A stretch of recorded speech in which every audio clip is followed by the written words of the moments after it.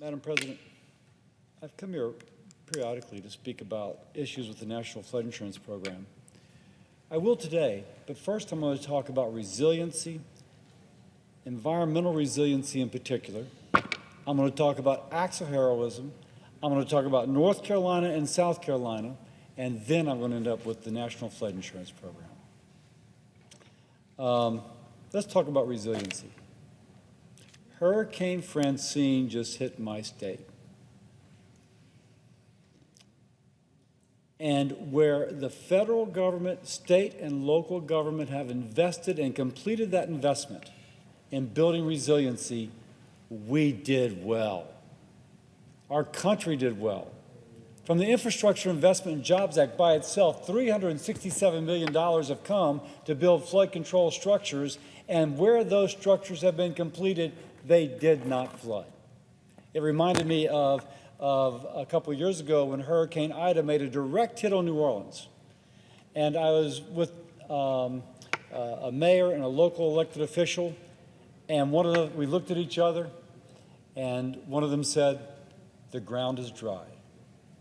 Contrasting with Katrina, when the levees failed and the whole city flooded, Mayor Constant was making the point, the ground is dry. We can build resiliency. That is important for my state. It's important for your state, Madam President. It is important for our country. Wherever there is a threat of environmental disaster, with wise planning and public investment, we can build resiliency. That is the good news, and we saw that from Hurricane Francine. But every now and then, there's still a need for heroism.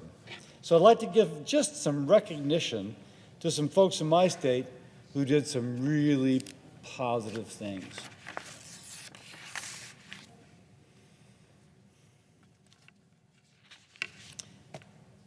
Folks in Louisiana, I've seen the story, heard the story of a guy named Miles Crawford, a nurse in New Orleans.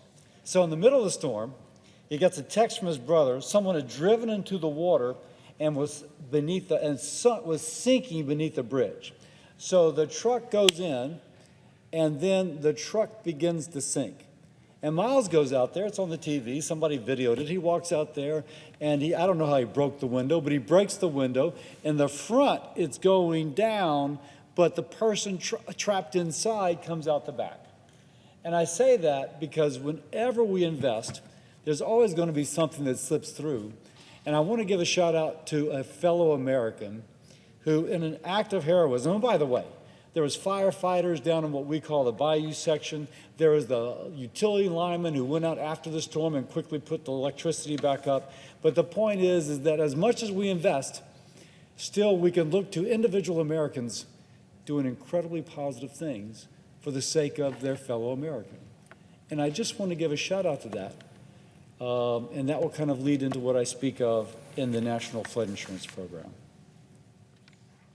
By the way, it's not just Miles. In Lafourche Parish, the Sheriff's Department saved a total of 26 people from rising waters. They got calls, they went out, they rescued. Heroism almost becomes routine. Now, I'm speaking of my state, and it's easy to say, oh, Louisiana floods. But let me talk about who else floods. The Carolinas have just had a rain event. Oh, by the way, take that down for a second.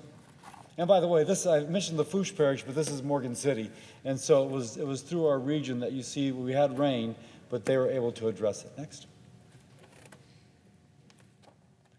Now, this is Cherry Grove, South Carolina.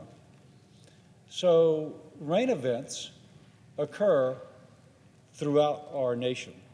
I remember doing a reform for the National Flood Insurance Program when I was in the House of Representatives, and the representative from New Mexico suddenly got on my bill. I said, hey, man, what's happening? He goes, we just had a rain event in our mountain, and we had a gully washer, and it flooded people in the gully. There's a similar incident from Colorado. So this can be not just on a coastal plain, but it can also be in a riverine system where there's a sudden gush of water for whatever reason, and those who are in the valley of the river or the gully also flood. Now this is South Carolina. And I'm using this to make the point that, one, You can build resiliency. As much as you build it, we still need people helping people. And by the way, this is not limited to Louisiana. It is across our nation. And this picture just gives us the opportunity to make that recent rain event, September 15, 2024 in the Carolinas, that this is something which is across our nation. Which brings me to the National Flood Insurance Program.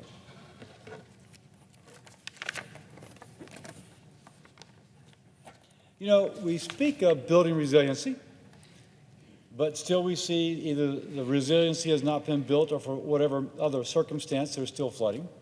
We see that we have these acts of heroism in which individuals help individuals, and man, that's what makes America great. And we see that this is not just Louisiana, but it's across our country. And that's where we get to how people, fellow Americans, help fellow Americans, not just by a brave firefighter, sheriff, or a nurse doing something at the moment, but by wise public policy.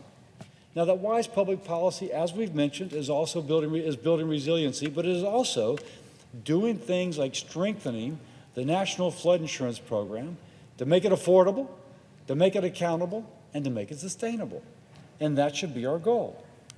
Now, the National Flood Insurance Program was created for a moment like this.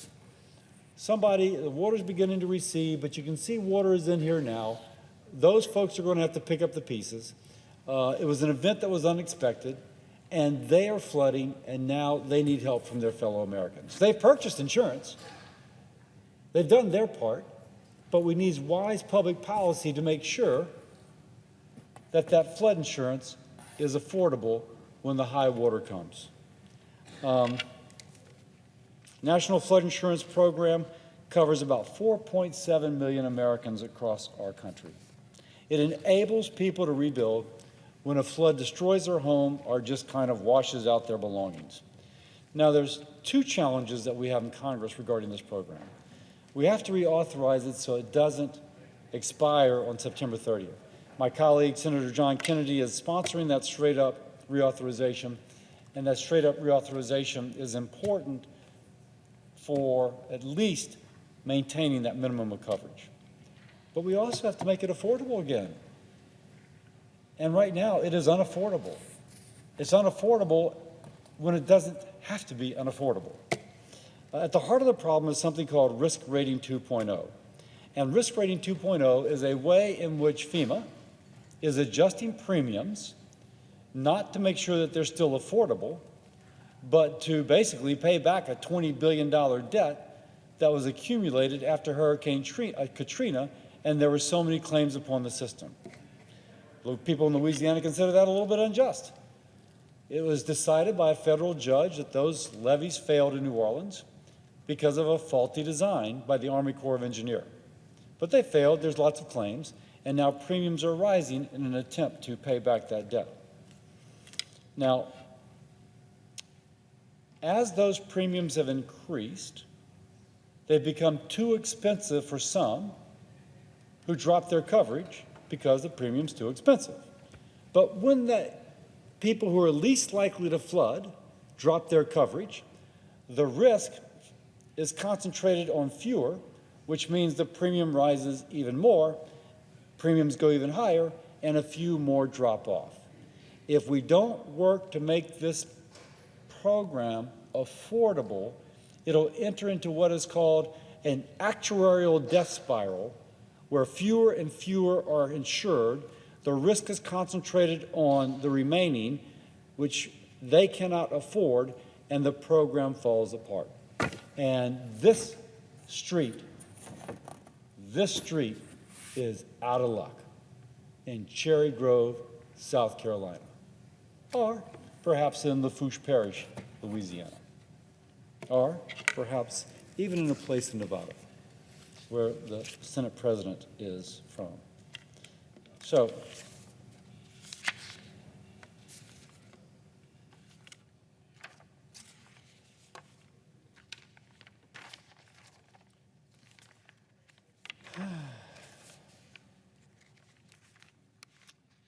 "44 states have had over $50 million in NFIP claims. Multiple states have had over $1 billion in NFIP claims since 1978. This is not just a local issue, this is a national issue. And so my message to colleagues who represent, and here you see it, greater than 1 billion is the dark, greater than 50 million is the in-between color between the light and notably, again, the Senate President is from Nevada, which you think of as being a relatively arid state, but they've had over $50 million worth of claims in their state. But these have had over $1 billion.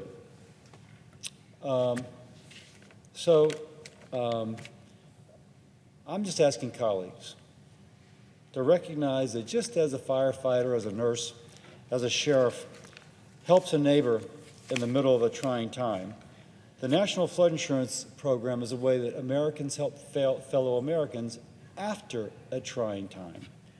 And wherever you see a color here, there are fellow Americans who have been helped by this program. We are 12 days away from the September 30th expiration date. I would ask that we reauthorize and reform the National Flood Insurance Program before the opportunity has passed. Reauthorizing gives us time we need to find the right solution. We can reauthorize before the end of the year, and finding the right solution may be this Congress, it may be next Congress, but it is something that we must do. It must be bipartisan, it must reflect the interest of states across the nation, but it is something that is the epitome of Americans helping fellow Americans. I look forward to fellow members and their staff speaking to my staff and I about this. Let's solve this problem, and with that, I yield back.